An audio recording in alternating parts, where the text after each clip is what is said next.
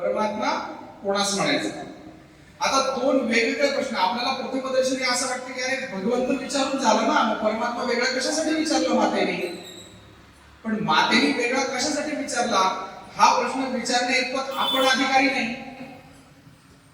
तिने विचारला म्हणजे काहीतरी त्याच्या पाठीमागे हेतू मनात धरून विचारला. तर दत्तांनी त्याच्यावर उत्तर दिलेलं आहे. दत्त म्हणतात की संकल्प विकल्प संपल्यावर ज्याचं दर्शन होतं तो परमात्मा. हे झालं तत्वज्ञानाच्या अनुषंगाने उत्तर. सामान्य माणसासाठी पण उत्तर देतात की ज्याच्यामधून मी तूपणा निघून गेला तो परमात्म्याचं दर्शन घेऊ शकतो. मी तूपणा संपल्यावर ज्याचं दर्शन होतं तो परमात्मा. मी तूपणा म्हणजे काय? माझं तुझं, हे माझं आहे ते तुझं, हे माझं आहे ते तुझं, असं काही असतं का? तत्वज्ञानाच्या आणि अध्यात्मशास्त्राच्या अनुषंगाने माझं तुझं काहीच नसतं. तुझ्यामध्येही भगवंत आहे, माझ्यामध्येही भगवंतच आहे. सर्वस्य चाहम निष्ठा भगवद्गीतेने उद्घोषणा केलेली आहे. मी प्रत्येकाच्या हृदयामध्ये ममई मांशोशी बनवते. प्रत्येक चराचरामध्ये माझा अंश आहे. मग मी तूपणा कशाला हवं? आपण दत्तांच्या आरतीमध्ये रोज म्हणतो मी तूपणाची झाली बडबड, एका जनार्दने श्री दत्त ध्यान. मी तूपणाची बडबड झाल्याशिवाय ते दत्त ध्यान प्रकट होत नाही, हाच अर्थ आहे. आणि ते दत्तांनी या ठिकाणी स्पष्ट केलंय की परमात्मा केव्हा दिसतो? जेव्हा मितूपणाची बडबड होते, मितूपणा संपतो, मितूपणा राहतच नाही. माझं तुझं काही नाहीच, तुझं माझं नाही भेद केला सहज विनोद संत म्हणतात. हा मितूपणा दोन बाबतीत बरं का, समाजाच्या पण बाबतीत आणि भगवंताच्या पण बाबतीत.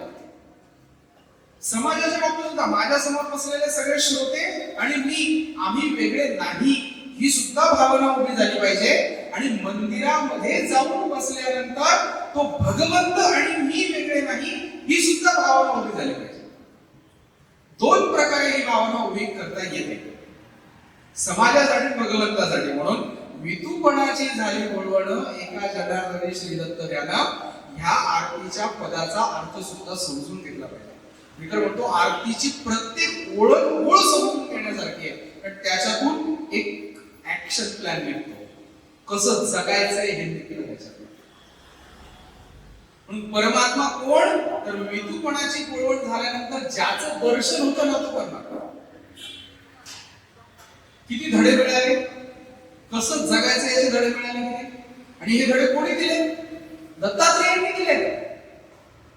दत्तात्रेयांनी सांगितलं अरे बाबा कसं जगा, कसा विचार करा, कसं बघा, कसं ऐका, कुठे जाऊन बसा, कुठे समर्पण करा, हे सगळं सांगितलंय दत्तांनी. पण हे जे दत्तांनी सांगितलंय हे ऐकण्यासाठी ग्रंथांकडे गेलं पाहिजे ना. दत्त ग्रंथांकडे गेलं पाहिजे. नुसतं दत्त मूर्तीत अडकून पडून उपयोग नाही. दत्त ग्रंथांकडे गेल्याशिवाय मूर्ती सुद्धा समजत नाही हो. म्हणून दत्त ग्रंथ फार महत्वाचे. पुढचा प्रश्न मातेने विचारला की आद्य ब्रह्म कशाला म्हणायचं? आद्य ब्रह्म. आता हा ब्रह्मतत्वाच्या संदर्भातला तिसरा प्रश्न आहे. पहिल्यांदा ब्रह्म म्हणजे काय विचारल्यानंतर शबल ब्रह्म विचारलं, आता आद्य ब्रह्म. आता मात्र दत्तात्रेयांना थोडासा कंटाळा आलेला दिसतो. दत्तात्रेय म्हणतात काय प्रश्न विचारतेस का तू? ते ब्रह्मा विष्णू महेश या जगातले सगळे प्राणी मात्र चांडाळ सुद्धा आद्य ब्रह्मच आहे. दगड सुद्धा आद्य ब्रह्मच आहे, लाकूड सुद्धा आद्य ब्रह्मच आहे. ब्रह्मा विष्णू महेशापासून ते चांडाळ काष्ट पाषाणापर्यंत सगळं काही, सगळ्या ठिकाणी ब्रह्मतत्वाची दृष्टी पाहिजे, सगळ्या ठिकाणी समदृष्टी पाहिजे. समदृष्टी, समत्वं योग उच्चते, त्यालाच योग म्हणतात. समदृष्टी, सगळीकडे ब्रह्म. आता पुढचा प्रश्न अतिशय नाजूक विषयाला आणि विवादास्पद ज्याला आपण म्हणतो अशा विषयाला अनसूया मातेने हात घातला. 8वा प्रश्न मातेने स्पष्ट विचारलं, आजच्या समाजामध्ये हा खरोखर विवादास्पद विषय उघडू शकतो. दत्तात्रेय, आता मला हे सांग की जातींचा निश्चय कसा करायचा. आता मला जाती समजून सांग.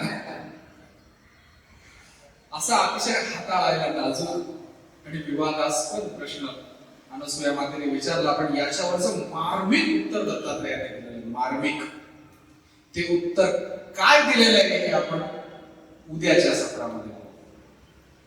आजसाठी आपण 7 अनसूयेचे प्रश्न आणि उत्तर पाहिले आणि जातींचा निश्चय कसा करायचा, जाती कशा ठरवायच्या याच्यावरचं मार्मिक दत्तांचं उत्तर आपण उद्या बघणार आहे. आज आपण इथे थांबलो.